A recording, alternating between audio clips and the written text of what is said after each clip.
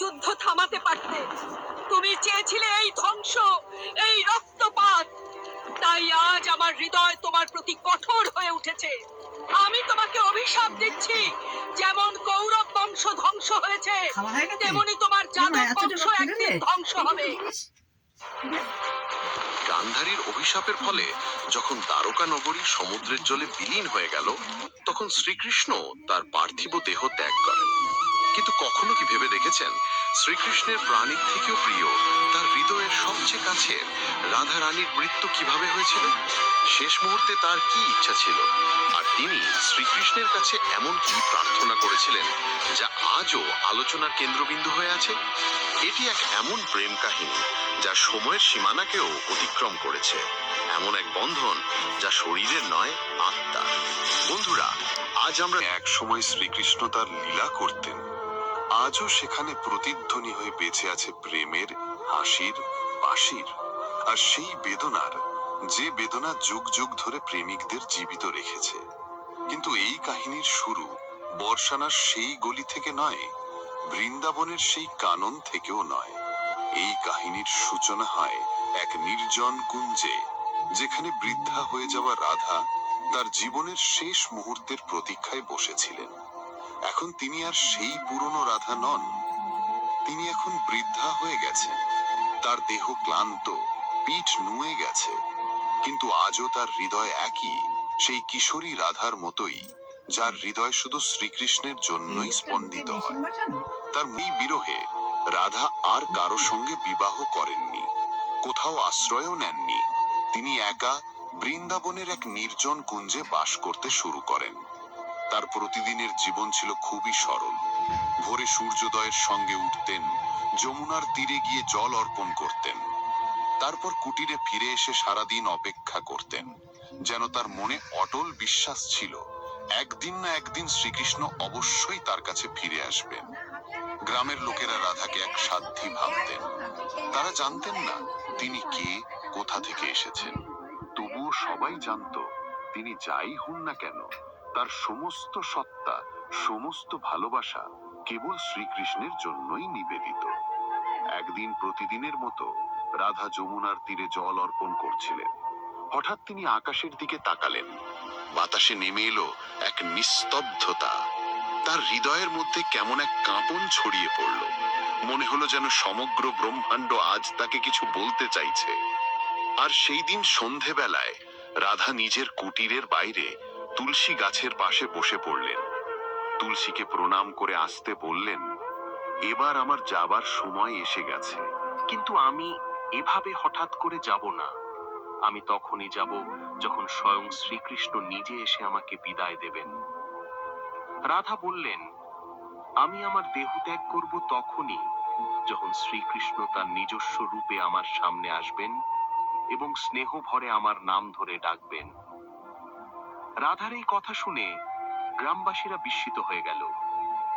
তারা ভাবতে লাগলো, এত বড় রাজা কেন এক বৃদ্ধা নারীর সঙ্গে দেখা করতে আসবেন?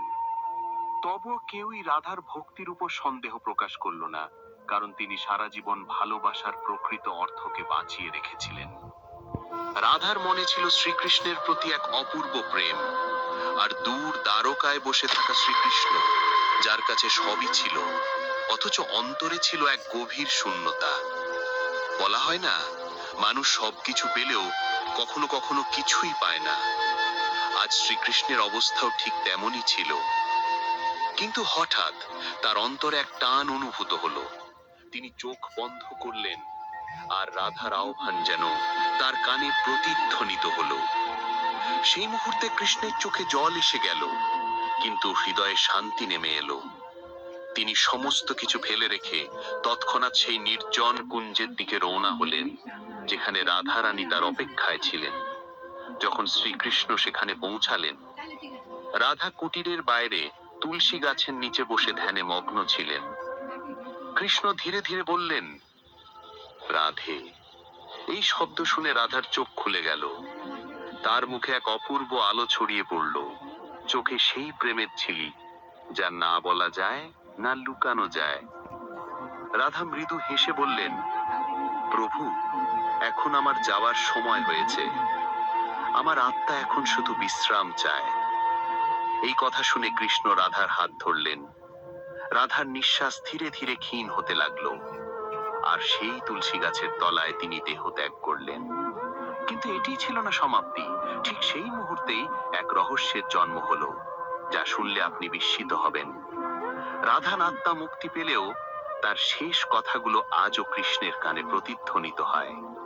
রাধা তার শেষ মুহূর্তে বলেছিলেন, প্রভু, যখন এই পৃথিবী থেকে প্রেমের অর্থ মুছে যেতে শুরু করবে, তখন আমি আবার ফিরে আসব। আমাকে আবার জন্ম নিতে হবে, কারণ প্রেমই জীবনের মূল সত্তা, আর তাকে কখনো মুছে ফেলা যায় না।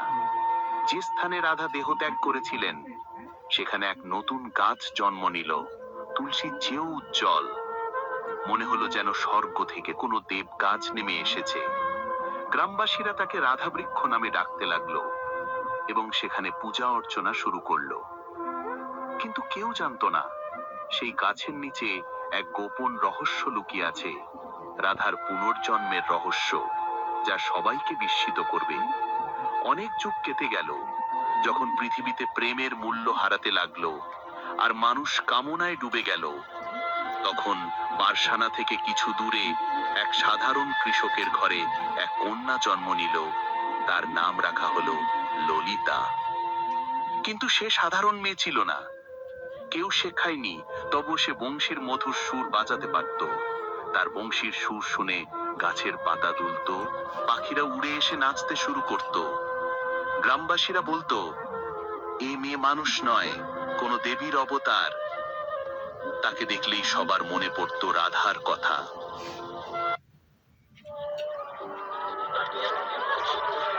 বসেছিল।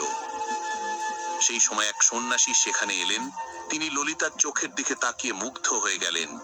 বললেন, ওই একই চোখ, ওই একই চঞ্চল হাসি।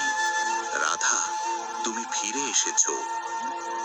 ললিতা প্রায় স্বপ্নে এক সুন্দর শ্যামবর্ণ পুরুষকে দেখতেন, যিনি অন্য কেউ নন, স্বয়ং শ্রীকৃষ্ণ। তিনি কিছু বলতেন না, শুধু বংশী বাজাতেন। সেই বংশীর সুর ললিতার হৃদয়ে ছুঁয়ে যেত। একদিন ললিতা তার মাকে জিজ্ঞেস করলো, মা, প্রেম বলতে কি বোঝায়? মা হেসে বললেন, তুই এখনো ছোট, প্রেম মানে তুই কি বুঝবি? ললিতা চুপ হয়ে গেল, কিন্তু তার চোখে এক অদ্ভুত ব্যথা ফুটে উঠল, যেন সে এই প্রশ্ন কোনো এক আগের জন্মেও করেছিল। যখন ললিতা 13 বছর বয়সী, একদিন যমুনার তীরে বসে বংশী বাজাচ্ছিল। হঠাৎ তার বংশী থেকে এক ভিন্ন সুর বেরোলো, ঠিক সেই সুর যা শ্রীকৃষ্ণ তার স্বপ্নে বাজাতেন। হঠাৎ মাটির ভিতর থেকে কিছুটা অংশ ফেটে গেল, আর সেখানে এক মূর্তি দেখা দিল। ললিতা মূর্তিটাকে তুলে আনলো। তা ছিল এক নারী মূর্তি, যার হাতে বংশী ধরা। যেই মাত্র ললিতা সেই মূর্তিটিকে হাতে তুলে নিল, সঙ্গে সঙ্গেই সেই মূর্তি থেকে এক দিব্য শব্দ ভেসে এলো, তুমি ফিরে এসেছো রাধে। ললিতা চমকে উঠল। সে ভাবতে লাগলো, এ কে আর কেন আমাকে রাধে বলে ডাকছে? চলুন এবার জানি সেই কাহিনীর পরের অধ্যায়, যা আরো রোমাঞ্চকর ও রহস্যে ভরা।